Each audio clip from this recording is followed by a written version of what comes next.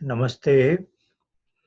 सत्यार्थ प्रकाश एक अध्ययन इसके 40वें सत्र में आपका स्वागत है।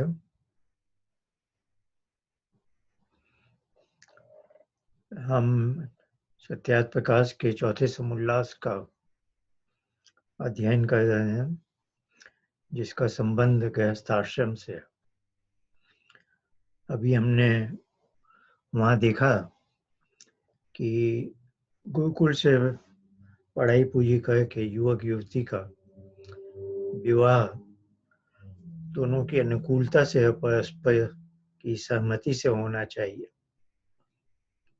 और जो उनके वर्ण को धारण करने की इच्छा है, वर्णानुकूल भी।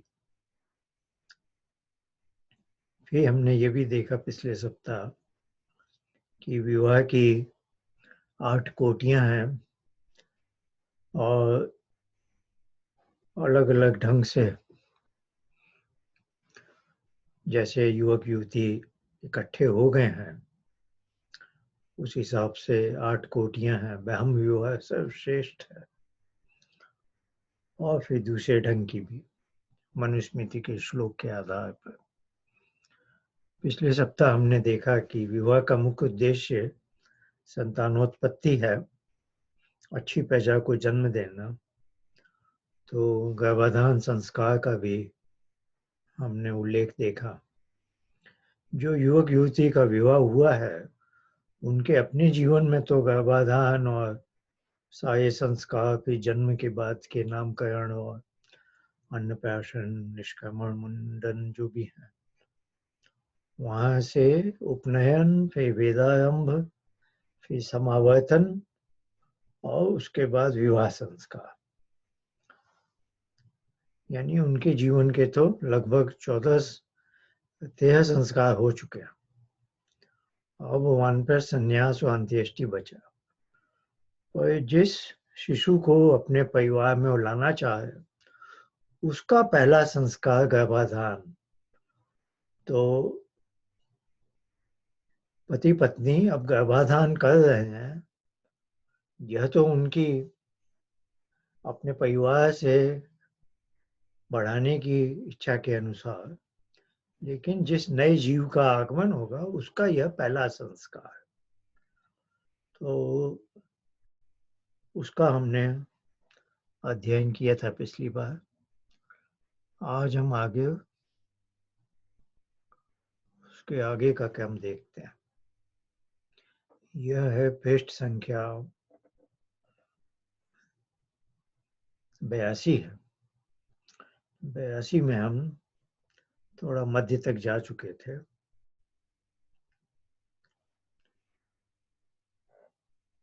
जैसे गर्भाधान की प्रक्रिया हो चुकी है, फिर आया गर्भ में 2 संस्कार, जिसको कहेंगे प्री नेटल, जो होती है बच्चे की सुरक्षित रखने की भावना से, गर्भ को सुरक्षित रखना। तो एक 4थे महीने में पुंसवन, दूसरा 8वें महीने में सीमंतोन्नयन। इसका मैंने थोड़ा विस्तार से उल्लेख किया सांख्य का एक सूत्र का उल्लेख करते हुए। अब गर्भावस्था जब अच्छी तरह से पूरी हो चुकी है, उसके बाद लिखते हैं, जब संतान का जन्म हो तब स्त्री और लड़के के शरीर के अक्षर, लड़के से यहाँ मतलब है जो शिशु का जो जन्म हुआ, नवजात शिशु के शरीर के रक्षा बहुत सावधानी से करे, अर्थात शुंठी पाक अथवा सौभाग्य शुंठी पाक प्रथम ही बनवा रखें। शुंठी सौंठ को कहते हैं, और पाक है जब उसे पका के पक्का कर लिया गया। तो माता के लिए उस समय गर्म पदार्थ दिए जाते हैं, सौंठ गर्म पदार्थ में गिना जाता है। तो जो जननी है, प्रसूता स्त्री है, उसके स्वास्थ्य की कामना के लिए उस समय सुगंधि युक्त उष्ण जल जो कि किंचित उष्ण हो, इसको गुनगुना कहते हैं, किंचित उष्ण। उसी से स्थान का ये कुछ ठंडा नहीं होना चाहिए उस समय, तो सौंठ भी गर्म होती है और ठंडी चीजों से दूर रखने को है, और बालक को भी स्नान करावे। तत्पश्चात नाड़ी छेदन, बालक की नाभि के जड़ में एक कोमल सूत से बांध 4 अंगुल छोड़ के ऊपर से काट डाले। उसको ऐसा बांधे कि जिससे शरीर से हृदय का एक बूंद भी न जाने पावे। ये आजकल तो नर्स और अस्पताल में जन्म होता है तो वे लोग अच्छी तरह से कह देते हैं। पश्चात उस स्थान को शुद्ध करके उसके द्वार के भीतर सुगंधादि युक्त घृतादि का होम करे।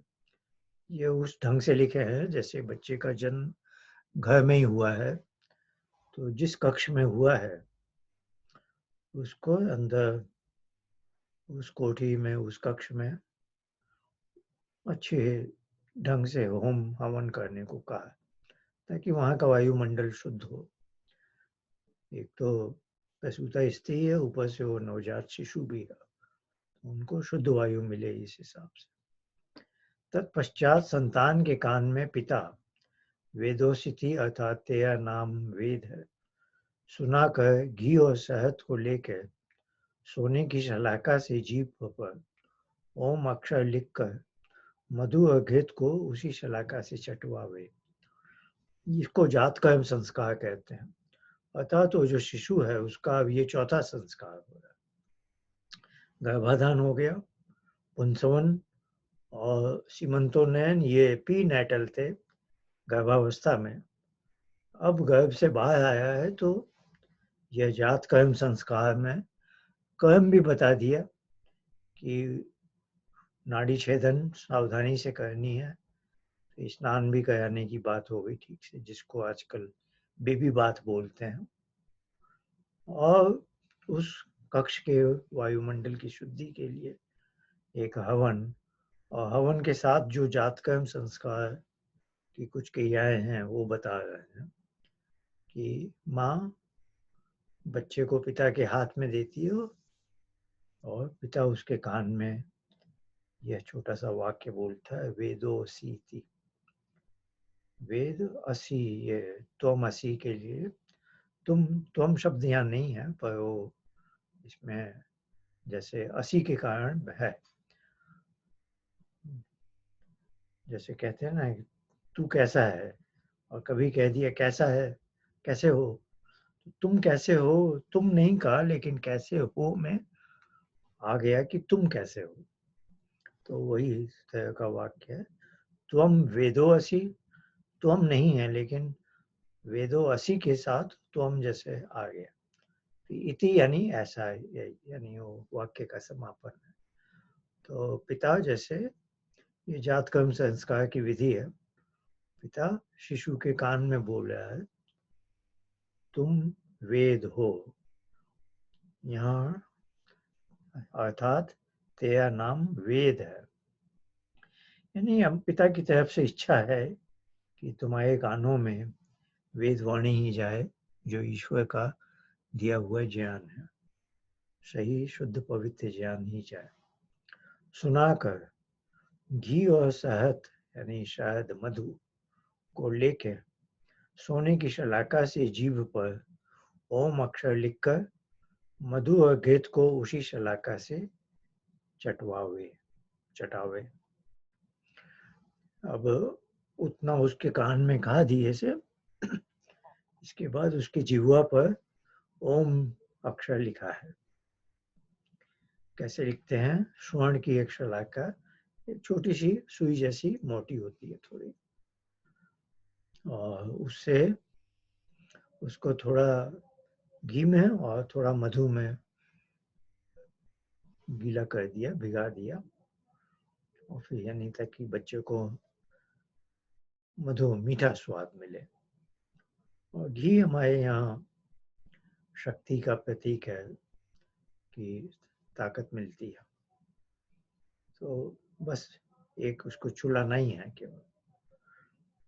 और उसके जिह्वा पर ये लिखा, यह एक तरह का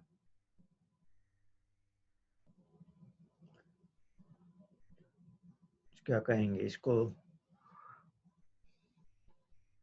इसमें प्रतीक है ये, मतलब कि जैसे तुम्हें जीवन भर में सुनना है वेदवाणी और बोलना है उस ईश्वर की महिमा, ओम के।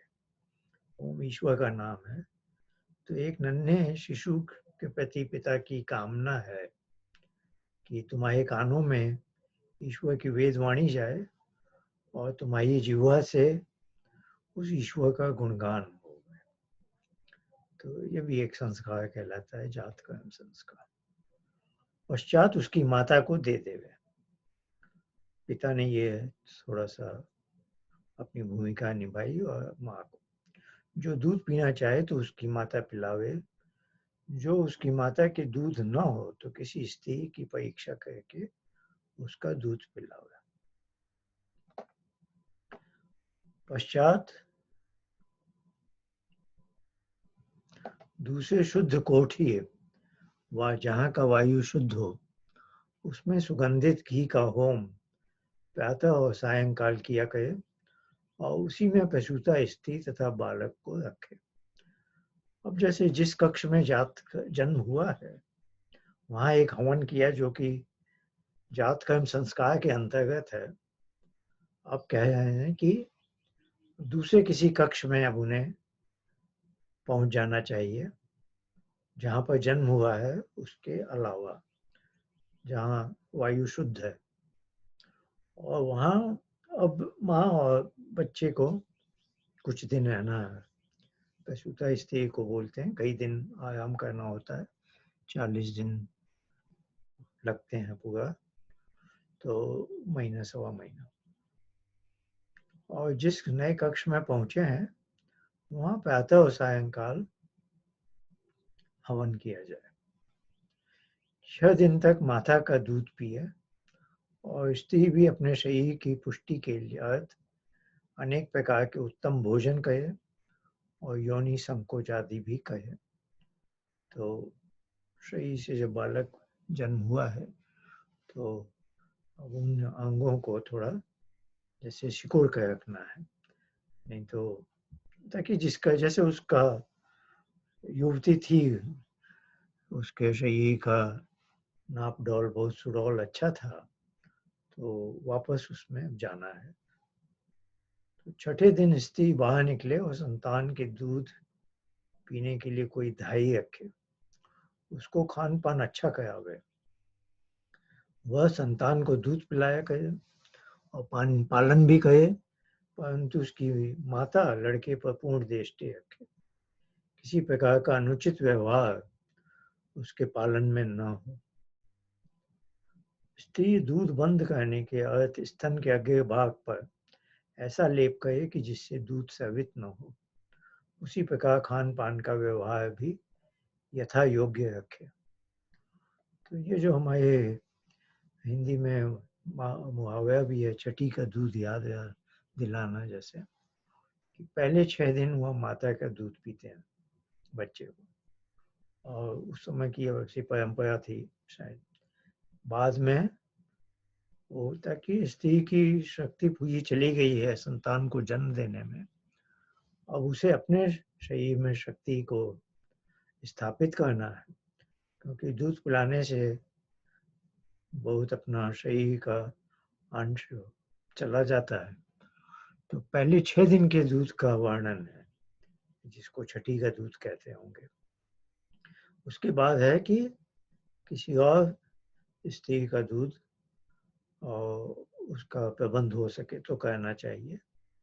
और ये जो प्रसूता स्त्री है, इसका खान पान का व्यवहार आदि ये अपने शरीर पर जो इसकी शक्ति संचय का अवसर है उसको करना चाहिए।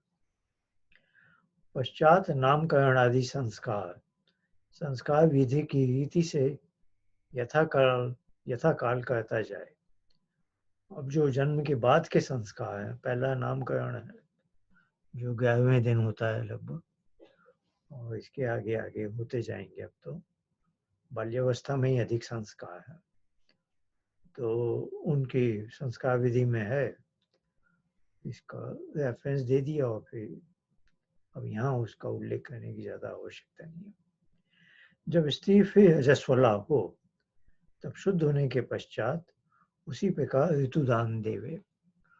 तो है, अब अगली संतान का क्या माना हो यदि, तो बताते हैं कि जब वो पुनः उसका मासिक धर्म आने लगा है तब वो पुनः माँ बन सकती है, पर वो तो निर्णय सोच समझ के लेना है। अब मनुस्मृति के कुछ श्लोक लिखे हैं।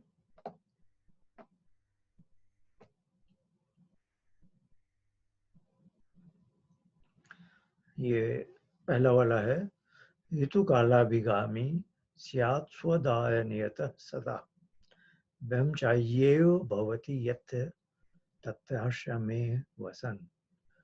जो अपनी ही स्त्री से प्रसन्न और ऋतुगामी होता है वह गृहस्थ भी ब्रह्मचारी के सदृश है।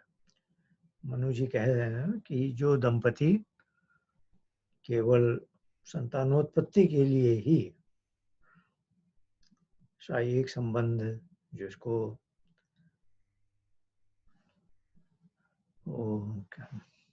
गर्भाधान की प्रक्रिया कहा था, वैसा कहते हैं, और जो आपस में एक दूसरे से प्रसन्न रहते हैं, वे इस प्रकार हैं जैसे कि ब्रह्मचर्य आश्रम में ही हो। तो गृहस्थ आश्रम को भी वैसा ही देखा जा सकता है। 3 श्लोक और लिखते हैं, दाम्पत्य के बारे में है ज्यादा, पति पत्नी का आपसी व्यवहार थोड़ा प्रसिद्ध है ये वाला। संतुष्टो भाइया भर्ता भर्त्या भाइया तथैव च। भाइया कहते हैं स्त्री को, भर्ता पति को, जो भरण करता है और जिसका भरण किया जाए। तो पुरुष की जिम्मेवारी होती है कमा कर घर में लाना कुछ, तो उसको भर्ता कहा, और स्त्री के लिए भाइया। श्लोक है, संतुष्टो भाइया भर्ता भर्त्या भाइया तथैव च यस्मिन्नेव कुले नित्यम कल्याणम तत्र वै ध्रुवम। इसका अनुवाद लिखा है, जिस कुल में भाइया से भर्ता और पति से पत्नी अच्छे प्रकार प्रसन्न रहती है, उसी कुल में सब सौभाग्य और ऐश्वर्य निवास करते हैं। जहाँ कलह होता है वहाँ दौर्भाग्य और दारिद्र्य स्थिर होता है। ये दाम्पत्य में बहुत आवश्यक है कि दोनों एक दूसरे से संतुष्ट हों, प्रसन्न रहते हों, नहीं तो परिवार नष्ट हो जाते हैं। दूसरा श्लोक है, यदि ही स्त्री न रोचेत पुमांसन्न प्रमोदयेत अप्रमोदात पुनः पुंसः प्रजननम न प्रवर्तते। जो स्त्री पति से प्रीति और पति को प्रसन्न नहीं करती, तो पति के अप्रसन्न होने से काम उत्पन्न नहीं होता। तो ये एक अतिरिक्त जिम्मेवारी दे दी है स्त्री को कि यदि स्त्री का पति, यदि उसका व्यवहार, ऐसे तो पहले श्लोक में बता ही दिया कि दोनों का एक दूसरे से प्रेमपूर्ण स्नेहपूर्ण व्यवहार होना चाहिए, पर अब यहाँ एक विशेष बात कह दी है कि यदि स्त्री अपने पति से खुश नहीं है, प्रेम नहीं करती है और पति को प्रसन्न नहीं रखती, तो पति के अप्रसन्न होने से काम उत्पन्न नहीं होता, तो संतानोत्पत्ति भी नहीं हो पाती। तीसरा श्लोक है, स्त्रियां तु रोचमानायां सर्वं तद्रोचते कुलम तस्यां तु अरोचमानायां सर्वमेव न रोचते। जिस स्त्री की प्रसन्नता में सब कुल प्रसन्न होता, उसकी अप्रसन्नता में सब अप्रसन्न अर्थात दुखदायक हो जाता है। तो ये तीसरे श्लोक में जैसे स्त्री को जैसे परिवार का केंद्र बिंदु बना दिया, यदि किसी घर की महिला प्रसन्न चित्त नहीं दिखती है तो जैसे पूरा परिवार ही बहुत निम्न अवस्था को हो जाता है। तो ये बहुत आवश्यक है। जैसे हम कहते हैं ना कि बच्चे के चेहरे पे मुस्कान होनी ही चाहिए, छोटे बच्चे की, वैसे ही एक महिला के चेहरे पर मुस्कान का होना बहुत आवश्यक है, जो उसकी स्वाभाविक प्रसन्नता हो। नहीं तो पूरे परिवार में एक अजीब तरह सी भावना और उस परिवार के बच्चों में बहुत अच्छे संस्कार होंगे, इसकी संभावना कम हो जाती है। आगे अब मनुस्मृति के 4 और श्लोक हैं। पितृभिः भ्रातृभिश्चैतः पतिभिः देवैस्तथा पूज्या भूषयितव्याश्च बहुकल्याणीमुप्सिभिः। तो पितृभिः अर्थात पिता, अब स्त्री की प्रसन्नता के लिए दूसरों का दायित्व भी बताया है।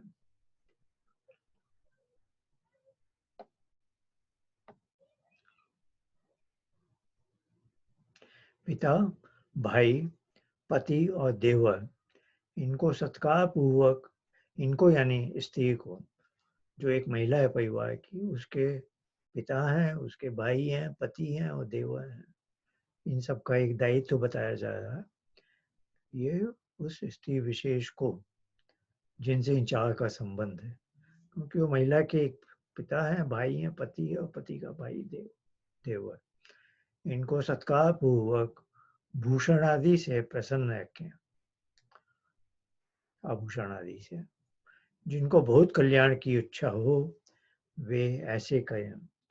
यानी एक तो स्त्री का दायित्व बताया कि वो प्रसन्न रहे और उस महिला से संबंध रखने वाले जितने पुरुष हैं उनको भी बताया कि वो भी, उनका भी एक दायित्व बनता है कि उसको आभूषण आदि देकर प्रसन्न रखें। दूसरा श्लोक है, ये काफी प्रसिद्ध है। यत्र नार्यस्तु पूज्यन्ते रमन्ते तत्र देवताः, यत्र तास्तु न पूज्यन्ते सर्वास्तत्र अफलाः केया। तो इसका अनुवाद महर्षि दयानंद ने लिखा किया। जिस घर में स्त्रियों का सत्कार होता है, पूज्यन्ते का अर्थ हो पूजा की जाती है, का अर्थ किया है सत्कार होना, उसमें विद्या युक्त पुरुष होके देव संज्ञा दया के आनंद से क्रीड़ा करते हैं। यत नायस्तु पूज्यन्ते रमन्ते तत्व देवता से का अर्थ उन्होंने किया कि यहाँ देवता शब्द किस लिए लगाया कि जितने भी पुरुष हैं उस परिवार में वे विद्या युक्त पुरुष हो जाते हैं, क्योंकि देवता विद्वांसो ही देवा है शतपथ ब्राह्मण में, यानी विद्वान की संज्ञा देवता है। खाली किताबी विद्या नहीं, मतलब जिसने उस विद्या को अपना लिया, तो उसी बात को लिखा उन्होंने, विद्या युक्त पुरुष, यानी विद्या में जो बातें हैं उसको अपने जीवन का अंग बना लिया। तो ऐसे लोग होते हैं देवता कोटि के। तो जहाँ स्त्रियों का उचित सत्कार होता है उस परिवार में ऐसे विद्या युक्त पुरुष होकर देव संज्ञा धर के, यानी उनकी देव संज्ञा को प्राप्त करके आनंद से क्रीड़ा करते हैं, यानी आनंद पूर्वक कहते हैं। और इस श्लोक का जो उत्तरार्ध था, इसका विपरीत होने पर क्या होता, तो उसका अर्थ किया, और जिस घर में स्त्रियों का सत्कार नहीं होता वहाँ सब क्रिया निष्फल हो जाती। शायद जो भी कर्म किए जाते हैं, प्रयास किए जाते हैं, उनका कोई अच्छा परिणाम नहीं निकलता। इस क्रम में अब तीसरा श्लोक है। शोचन्ति जामयो यत्र विनश्यत्याशु तत्कुलम्, न शोचन्ति तु यत्रैता वर्धते तद्धि सर्वदा। इसका अर्थ लिखा, जिस घर व कुल में स्त्री लोग शोकातुर होकर दुख पाती हैं, वह कुल शीघ्र नष्ट भ्रष्ट हो जाता है। और जिस घर व कुल में स्त्री लोग आनंद से, उत्साह और प्रसन्नता से भरी हुई रहती हैं, वह कुल सर्वदा बढ़ता रहता है। ये महिलाओं का जो विशेष रोल है कि उनकी प्रसन्नता से परिवार में प्रसन्नता है, और उनके दुख में सारे परिवार में दुख होता है।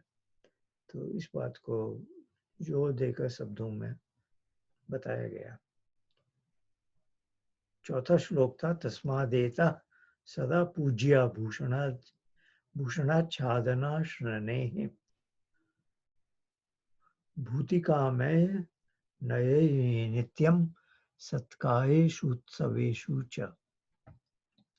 यहाँ सत्कार शब्द आया है, तो इसलिए इसका अनुवाद है, इसलिए ऐश्वर्य की कामना करने आए मनुष्यों को योग्य है कि सत्कार और उत्सवों के समयों में भूषण, वस्त्र और भोजन आदि से स्त्रियों का नित्य प्रति सत्कार करें।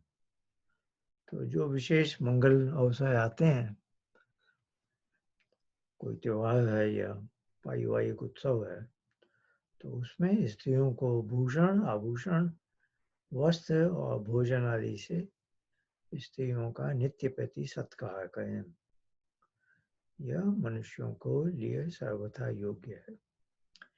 यह बात, अब मैं इसी अपनी तरफ से जोड़ रहे हैं, यह बात सदा ध्यान में रखनी चाहिए कि पूजा शब्द का अर्थ सत्कार है, और दिन रात में जब जब प्रथम मिले व पृथक हों, तब तब प्रीतिपूर्वक नमस्ते एक दूसरे से कहें।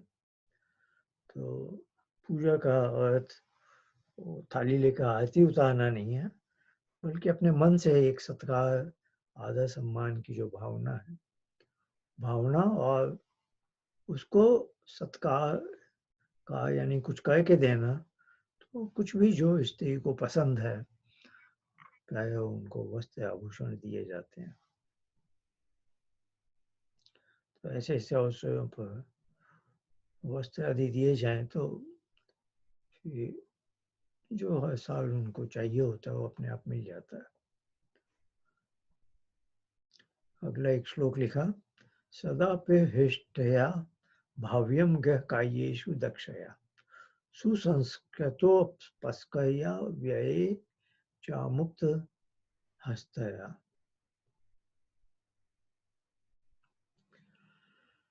अब वो स्त्री को लिए कर्तव्य बता रहे हैं घर गृहस्थी चलाने में। स्त्री को योग्य है कि अति प्रसन्नता से घर के कामों में चतुराई युक्त सब पदार्थों के उत्तम संस्कार, घर की शुद्धि और व्यय में अत्यंत उदार न रहे, अर्थात सब चीजें पवित्र और पाक इस प्रकार बनावे जो औषध रूप होकर शरीर व आत्मा में रोग को न आने देवे। जो व्यय हो उसका हिसाब यथावत रख के पति आदि को सुना दिया करे। घर के नौकर चाकरों से यथा योग्य काम लेवे, घर के किसी काम को बिगड़ने न देवे। यह सदा पेहष्टया भाव्यम गृह का येषु दक्ष है। तो पेहष्टया में आ गया, हंसी खुशी से सब काम किए, गृह का ये जितने भी हैं। दक्षया में दक्षता के साथ, चतुराई युक्त जो कहा है। सुसंस्कृत यानी घर की शुद्धि, सफाई आदि। और व्यय च अमुक्त हस्तया, एक तो है ना मुक्त हस्त से खर्च करना, यानी कोई पाबंदी नहीं है जैसे, तो अमुक्त हस्त है यानी सोच समझ के, मुट्ठी में पैसे हैं लेकिन मुट्ठी ऐसे आसानी से नहीं खोली, तो व्यय करने में सावधानी बरती। तो जिसका उन्होंने अनुवाद किया, व्यय में अत्यंत उदार न है, ऐसे ही पैसा नहीं खर्च कर रहे हैं। तो ये महिलाओं के अब कर्तव्य बताए जाए हैं गृहिणी के। अगला श्लोक है, स्त्रियो रत्नान्यथो विद्या सत्यम शौचम सुभाषितम विविधानि च शिल्पानि समादेयानि सर्वथा। उत्तम स्त्री, नाना प्रकार के रत्न, विद्या, सत्य, पवित्रता, श्रेष्ठ भाषण और नाना प्रकार की शिल्प विद्या अर्थात काई गई सब देश तथा सब मनुष्यों से ग्रहण करे। अर्थात ये चीजें मनु ने गिनाई हैं जिनका स्रोत कहीं से भी हो, हमें पाने में सदा उद्यत रहना चाहिए। एक तो महिला है, जैसे अपने बेटे का विवाह करना है, एक गुणवती कन्या है, तो चाहे जहां से भी आती हो, सब देश से, तो उसका ग्रहण किया जाना चाहिए। और उसके साथ क्या क्या जोड़ दिया, नाना प्रकार के रत्न, विद्या, सत्य और पवित्रता, श्रेष्ठ भाषण और शिल्प विद्या अर्थात काई गई सब देश तथा सब मनुष्यों से ग्रहण करें। कोई भी व्यक्ति से मिलती हो लेना चाहिए और कोई भी स्थान विशेष से। अब आचरण के बारे में बात हो रही है। सत्यम भूयात अपेय, सत्यम भूयात पेयम भूयात न भूयात सत्यम अपेयम, पेयम च नान्यतम भूयाद एष धर्म सनातन। सदा पेय सत्य, दूसरे का हितकारक बोले, यानी सत्य भी बोलना है लेकिन पेय भी बोलना, कड़वा नहीं बोलना। तो सदा पेय सत्य, दूसरे का हितकारक बोले। अपेय सहित अर्थात जैसे उदाहरण दिया, काणे को काणा ना बोले। कुछ सत्य हो सकते हैं, सत्य हैं, लेकिन वे अपेय हैं, सुनने में चुभते हैं। जैसे काने व्यक्ति को काना बोल दिया, है तो सत्य लेकिन ये बोलने का ढंग ठीक नहीं है। फिर अन्यथा अर्थात झूठ, दूसरे को प्रसन्न करने के अर्थ न बोले।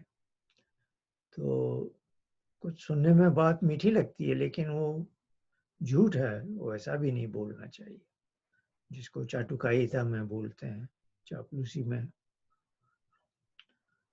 अगला श्लोक है, भद्यम भद्यमिति ब्रूयाद भद्यम इत्येव वा वदेत, शुष्क व्यायम विवादम च न कुर्यात् केनचित् सह। सदा भद्र अर्थात सबके हितकारी वचन बोला करे। शुष्क व्याय अर्थात बिना अपराध किसी के साथ विरोध व विवाद न करे। जो जो दूसरे का हित कर वो बुरा भी माने तथापि कहे बिना न रहे।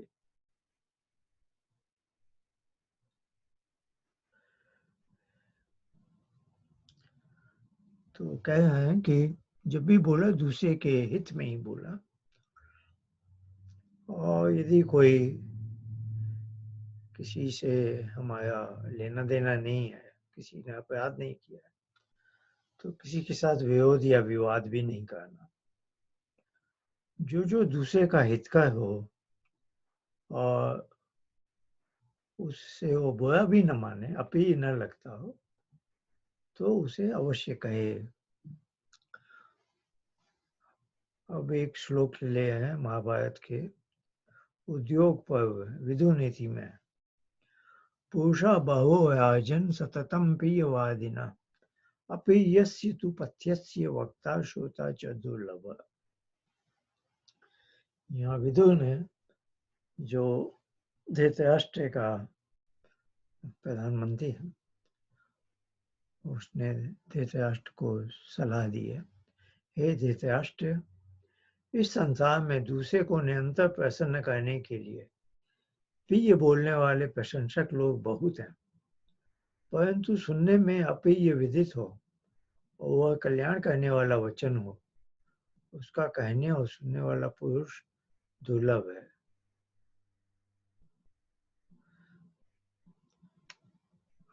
क्योंकि सत्पुरुषों को योग्य है कि मुख के सामने दूसरे का दोष कहना और अपना दोष सुनना, परोक्ष में दूसरे के गुण सदा कहना, और दुष्टों की यही रीति है कि सम्मुख में गुण कहना और परोक्ष में दोषों का प्रकाश करना। जब तक मनुष्य दूसरे से अपने दोष नहीं सुनता, वह कहने वाला नहीं कहता, तब तक मनुष्य दोषों से छूटकर गुणी नहीं हो सकता। तो मूल श्लोक में तो असल में ये बात कही है कि हमें हमारे हित में, हमारे लिए जो हितकारी बातें हैं वैसी सुनाने वाले बहुत कम लोग मिलेंगे। अधिकांश लोग पुरुषा बहुओ राजन सततम प्रियवादे, हमें हमारी प्रशंसा करने में, हमें खुश करने वाली बातें ज्यादा मिलेंगी, क्योंकि वो एक राजा को बोल रहे हैं, तो राजा के साथ ऐसा बहुत बहुधा होता है। चाटुकार तो बहुत मिल जाते हैं, लेकिन अप्रियस्य तु पथ्यस्य वक्ता श्रोता च दुर्लभ, ऐसे बात बोलने वाले बहुत कम हैं जो हमारे लिए लाभकारी है, पथ्य है, और है अप्रिय, सुनने में वो कड़वी लग सकती। और यदि वक्ता मिल भी जाए तो श्रोता जिसमें इतनी सुनने की क्षमता हो वह तो और भी दुर्लभ है। तो इस बात को विदु नीति से लेकर उन्होंने कहा कि जब तक, और इसकी व्याख्या में लिख दिया, जब तक मनुष्य दूसरे से अपने दोष नहीं सुनता, वह कहने वाला नहीं कहता, तब तक मनुष्य दोषों से छूटकर गुणी नहीं हो सकता। तो हमारे अपने विकास के लिए आवश्यक है कि हमें दूसरों से, जिसको आजकल फीडबैक बोलते हैं, और objective feedback, Frank and fair, यानी चाटुकारिता सुनने में बहुत अच्छी लग सकती है, लेकिन असली मित्र वो है जो हमारे भले के लिए हमारे दोष हमें बता सकता। तो वही कहा, जब तक मनुष्य दूसरे से अपने दोष नहीं सुनता, सुनेगा कैसे यदि कहने वाला नहीं कहता, तब तक मनुष्य दोषों से छूटकर गुणी नहीं हो सकता। क्योंकि हमें अपने दोष नहीं पता चलते, ये तो दूसरा ही कोई हमें बताए तो पता चलेगा। आगे लिखते हैं, कभी किसी की निंदा न करें, जैसे गुणेषु दोषारोपणम असूया, अर्थात दोषेषु गुणारोपणम अपि असूया, गुणेषु गुणारोपणम दोषेषु दोषारोपणम च स्तुति। जो गुणों में दोष, दोष में गुण, दोषों में गुण के लगाना, वह निंदा है। भले ही आप किसी की झूठी प्रशंसा कर रहे हैं, लेकिन वो झूठ मूठ की निंदा ही कहलाएगी। किसी के दोष को गुण बना के उसकी प्रशंसा करने लग जाना। वास्तविकता क्या है? गुणेषु गुणारोपणम दोषेषु दोषारोपणम च स्तुति। गुणों में गुण और दोषों में दोषों का कथन करना स्तुति कहती है।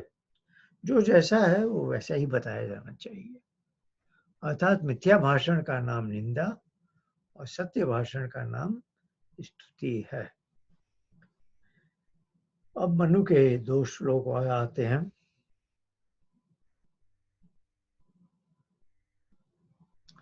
बुद्धि विद्धि कारण्याशु धन्यानि च हितानि च नित्यं शास्त्राणि अवेक्षेत निगमाश्चैव वैदिकान्।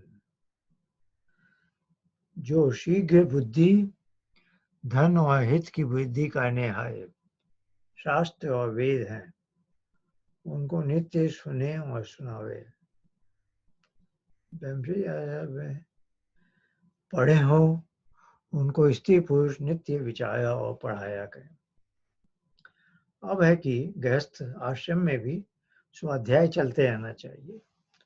तो उसी बात को का उल्लेख किया जाए, जो शीघ्र बुद्धि, धन और हित की वृद्धि करने हाय शास्त्र और वेद हैं, उनको नित्य सुने और सुनावे। ब्रह्मचर्य आश्रम में पढ़े हों, उनको स्त्री पुरुष नित्य विचारा और पढ़ाया करें।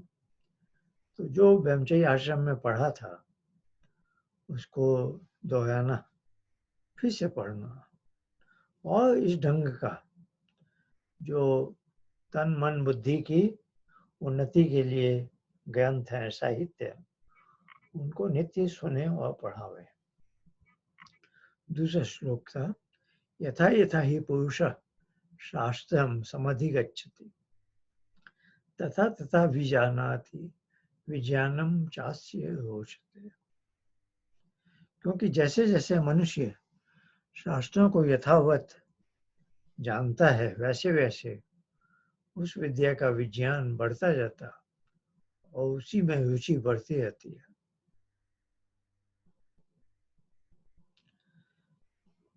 अब 3 श्लोक और हैं जो अब पंचमहायज्ञ पर ले जाया हमें, क्योंकि हर गृहस्थ को पंचमहायज्ञ करना आवश्यक बताया है।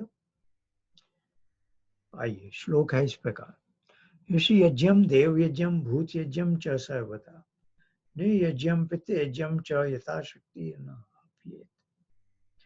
2 यज्ञ ब्रह्मचर्य से में लिखाए थे, वे अर्थात एक वेदादि शास्त्रों को पढ़ना पढ़ाना,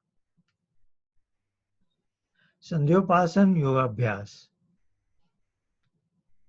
ये एक यज्ञ में है, ब्रह्म यज्ञ में कहलाते हैं। क्या क्या?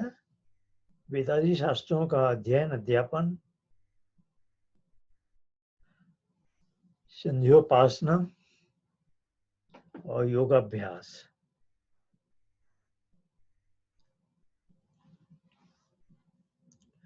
दूसरा, ये पहला यज्ञ है यानी ब्रह्म यज्ञ।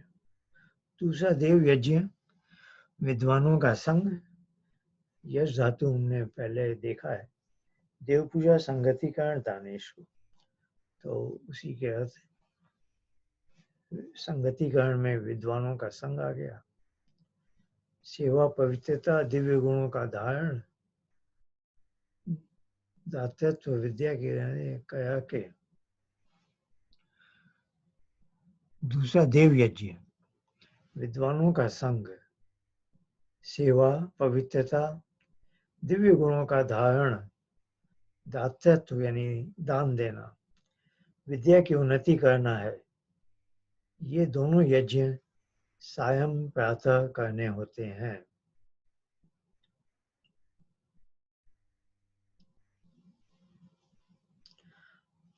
ये 2 यज्ञ अभी बताए हैं, एक तो ब्रह्म यज्ञ और देव यज्ञ।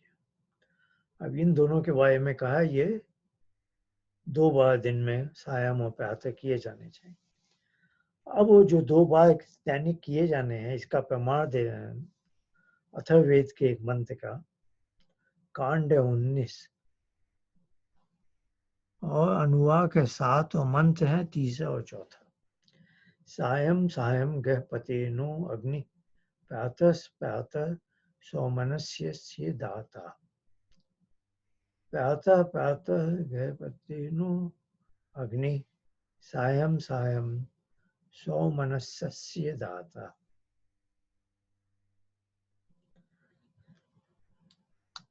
अब इसके बाद 2 श्लोक हैं मनुस्मृति के।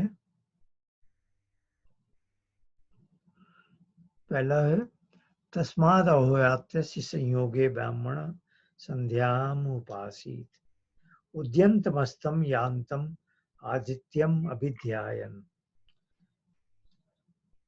तो पहले तो उन जो वेद मंत्र थे अथर्ववेद के, उनका अर्थ देते हैं। जो संध्या काल में होम होता है, वह हुत द्रव्य प्रातः काल तक वायु शुद्धि द्वारा सुखकारी होता है।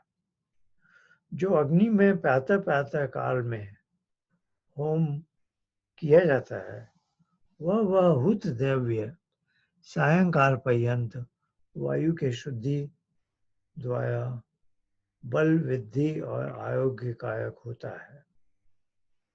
अब अथर्ववेद के 19वें कांड की 2 मंत्र बोल दिए थे। अब दूसरे मंत्र का लिखा अर्थ, जो अग्नि में प्रातः काल में होम किया जाता है, वह हुत द्रव्य सायंकाल पर्यंत वायु के शुद्धि द्वारा बल बुद्धि और आरोग्य कारक होता है। तो प्रातः काल के हवन का लाभ सायंकाल तक है, और सायंकाल के हवन का लाभ अगली प्रातः तक है, अर्थात 24 घंटे अब आपको शुद्ध वायु मिलेगी, वायु की शुद्धि। तीसरा जो श्लोक था, तस्माद अहोरात्र संयोगे ब्राह्मण संध्यामुपासी उद्यंतमस्तम यान्तम आदित्यम अभिध्यायनम। तो तीसरे श्लोक का अर्थ लिखते हैं, इसलिए दिन और रात्रि के संधि में अर्थात सूर्योदय और अंत समय में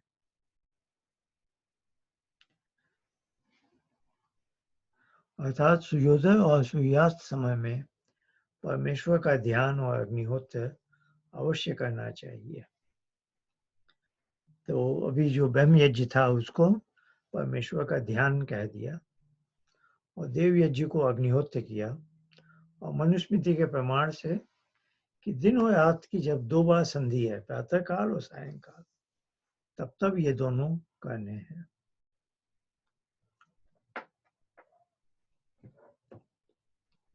और जो ये दोनों काम सायं और प्रातः काल में न करे, उसको सज्जन लोग सब द्विजों के कर्मों से बाहर निकाल देवें, अर्थात उसे शुद्धवत समझे। तो संध्योपासना और देव यज्ञ अग्निहोत्र प्रातः और सायं 2-2 बार प्रतिदिन करनी है।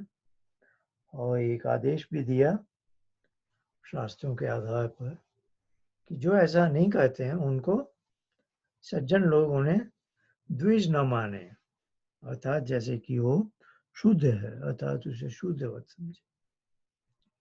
अब एक थोड़ी विचार प्रक्रिया है। पूर्व पक्ष एक प्रश्न उठाते हैं, त्रिकाल संध्या क्यों नहीं करना, 3 काल? इसका उत्तर देते हैं, 3 समय में संधि नहीं होती। प्रकाश और अंधकार की संधि भी सायं प्रातः 2 ही वेला में होती है। जो इसको न मानकर मध्याह्न काल में लोगों के मध्याह्न काल में तीसरी संध्या माने, वह मध्य रात्रि में भी संध्योपासन क्यों न करे। जो मध्य रात्रि में भी करना चाहे तो प्रहर प्रहर, घड़ी घड़ी, पल पल और क्षण क्षण की भी संधि होती रहती है, उनमें भी संध्योपासना किया करे। जो ऐसा भी करना चाहे तो हो ही नहीं सकता, और किसी शास्त्र का मध्याह्न काल में प्रमाण भी नहीं है। इसलिए दोनों कालों में संध्या और अग्निहोत्र करना समुचित है, तीसरे काल में नहीं। और जो 3 काल होते हैं वे भूत, भविष्य और वर्तमान के भेद से हैं, संध्योपासन के भेद से नहीं है। तो यहाँ किसी ने प्रश्न उठाया, उस समय की सामाजिक व्यवस्था में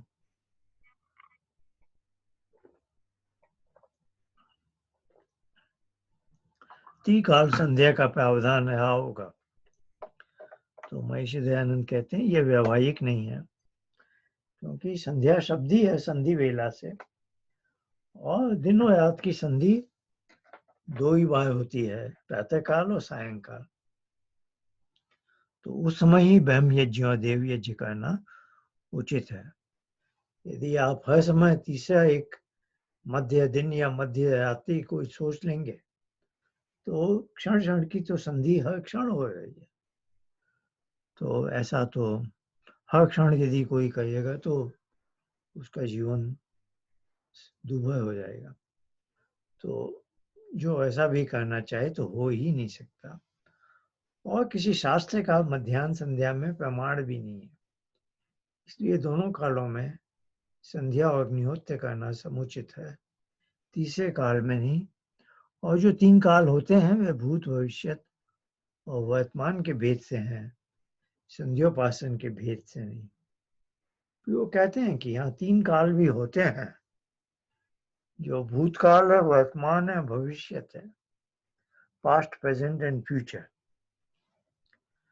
तो पर उनका संध्योपासना से कोई मतलब नहीं है, वो तो व्याकरण की दृष्टि से और काल समय के प्रवाह को समझाने की दृष्टि से। ब्रह्म यज्ञ, देव यज्ञ का वर्णन बताकर अब तीसरा पितृ यज्ञ, अर्थात जिसमें जो देव विद्वान ऋषि जो पढ़ने पढ़ाने आए, पिता माता पिता आदि वेद ज्ञानी और परम योगियों की सेवा करनी।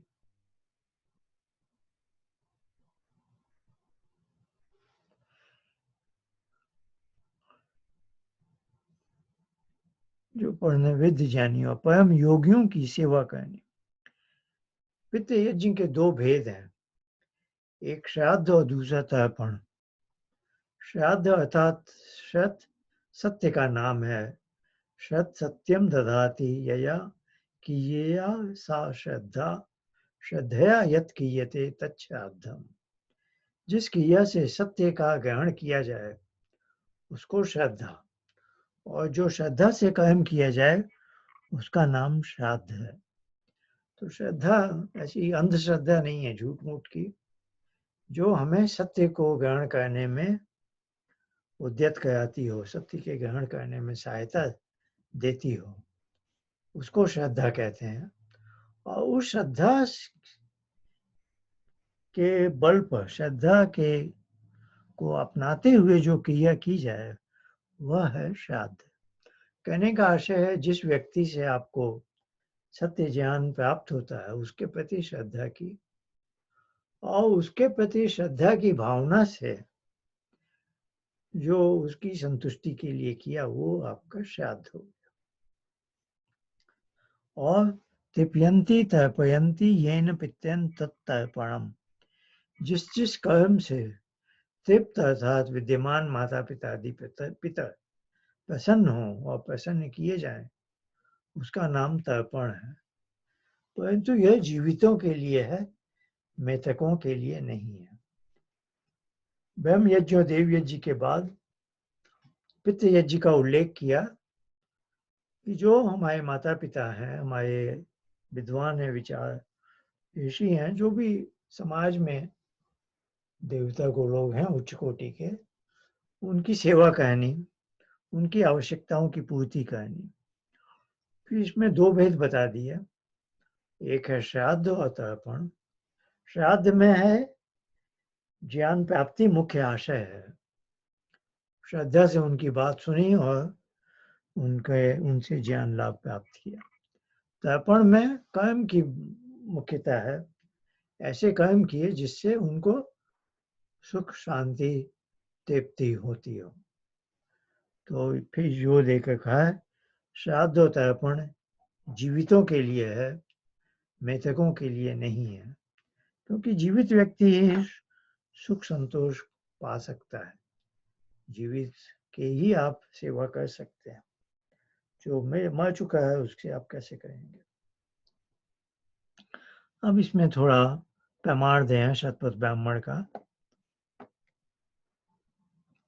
ओम ब्रह्मादयो देवास्तिप्यन्ताम ब्रह्मादि देव पत्न्यस्तिप्यन्ताम ब्रह्मादि देव सुतास्तिप्यन्ताम ब्रह्मादि देव गणास्तिप्यन्ताम इति देवतर्पणम विद्वांसो ही देवा।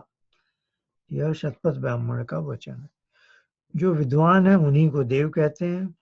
जो सांगोपांग 4 वेदों के जानने वाले हों उनका नाम ब्रह्म, और जो उनसे न्यून पढ़े हों उनका भी नाम देव अर्थात विद्वान है। उनके सदृश विदुषी स्त्री, उनकी ब्रह्माणी और देवी, उनके तुल्य पुत्र और शिष्य तथा उनके सदृश उनके गण अर्थात सेवक हों, उनकी सेवा करनी है, उसका नाम श्राद्ध तर्पण है। अथ ऋषि तर्पणम। ओम मैच्यादया ऋषियस्त्यप्यन्ताम मैच्यादि ऋषि पत्न्यस्त्यप्यन्ताम मैच्यादि ऋषि सुतास्त्यप्यन्ताम मैच्यादि ऋषि गणास्त्यप्यन्ताम। जो ब्रह्मा के प्रपौत्र मरीचि वत विद्वान होकर पढ़ावें, और जो उनके सदृश विद्या युक्त उनकी स्त्रियां कन्याओं को विद्यादान देवें, उनके तुल्य पुत्र और शिष्य तथा उनके समान उनके सेवकों उनका सेवन सत्कार करना ऋषि तर्पण है। जो ऋषि हैं उनके पत्नी उनके संतान आदि सेवक, उन सबकी भी सेवा करना ऋषि तर्पण कहलाएगा। अथ पितृ तर्पणम। ओम सोम सदा पितरस्तिप्यन्ताम अग्निश्वात्ता पितरस्तिप्यन्ताम बहिषद पितरस्तिप्यन्ताम सोमपा पितरस्तिप्यन्ताम हविभुज पितरस्तिप्यन्ताम आज्यपः पितरस्तिप्यन्ताम यमादिभ्यो नमः यमादिस्तर्पयामि पित्रे स्वधा नमः पितरं तर्पयामि पितामहाय स्वधा नमः पितामहं तर्पयामि मात्रे स्वधा नमो मातरं तर्पयामि पितामह्यै स्वधा नमः पितामहीं तर्पयामि स्वपत्न्यै स्वधा नमः स्वपत्नी तर्पयामि संबंधिन सगोत्रेभ्यः स्वधा नमः सगोत्र्यास्तर्पयामि इति पितृतर्पणम। तो पितृतर्पण में बहुत आ गए जिनसे हमारा खून का संबंध है। ऋषि तर्पण में जिनसे हमें विद्या मिली है। पितृतर्पण में जिन्होंने हमारे लालन पालन में सावधानी पूर्वक अपना यथोचित दायित्व का निर्वाह किया। आइए ये पूरा पढ़ जाते हैं जल्दी। फिर चौथा वैश्वदेव यज्ञ अगले सप्ताह कर लेंगे।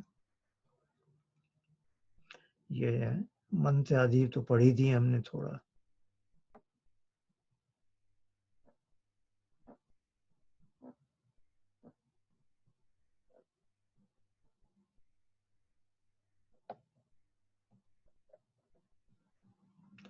ये सोमे जगदीश्वरे पदार्थ विद्यायाम च सीदंती से सोम सदा।